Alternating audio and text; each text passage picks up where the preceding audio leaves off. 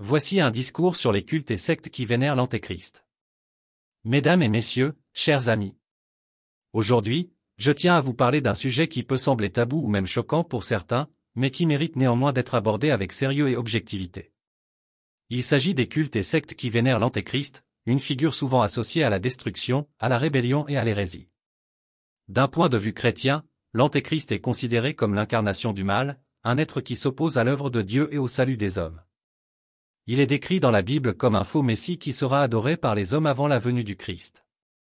Cependant, certains groupes et individus ont choisi de bousculer cette interprétation traditionnelle et de faire de l'Antéchrist un objet de culte et de vénération. Ces groupes, souvent qualifiés de sectes ou de cultes sataniques, peuvent prendre différentes formes et avoir des croyances variées. Certains peuvent être inspirés par la littérature ésotérique ou par les théories du complot, tandis que d'autres peuvent être influencés par des mouvements artistiques ou musicaux.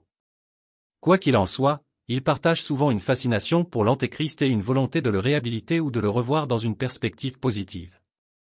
L'un des exemples les plus célèbres de ces groupes est probablement l'Église de Satan, fondée en 1966 par Anton Szandor LaVey. Cette organisation, qui se présente comme une alternative à la religion traditionnelle, vénère Satan comme un symbole de la liberté individuelle et de la rébellion contre les normes sociales.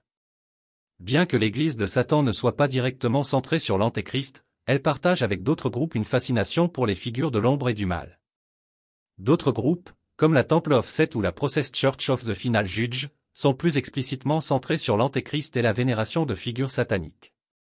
Ces organisations, souvent considérées comme des sectes, proposent une vision du monde alternative qui remet en question les valeurs et les croyances traditionnelles. Elles peuvent attirer des individus qui se sentent marginalisés ou en marge de la société, et qui cherchent une identité ou une communauté alternative. Il est important de noter que ces groupes ne sont pas nécessairement violents ou criminels, même si certains d'entre eux ont été associés à des actes de violence ou de délinquance. Cependant, ils peuvent néanmoins présenter un risque pour les individus qui s'y impliquent, notamment en raison de leur isolement social et de leur vulnérabilité à la manipulation. En conclusion, les cultes et sectes qui vénèrent l'Antéchrist sont des phénomènes complexes et multifacettes qui méritent d'être abordés avec sérieux et objectivité. Ils reflètent souvent une fascination pour les figures de l'ombre et du mal, ainsi qu'une volonté de remettre en question les valeurs et les croyances traditionnelles.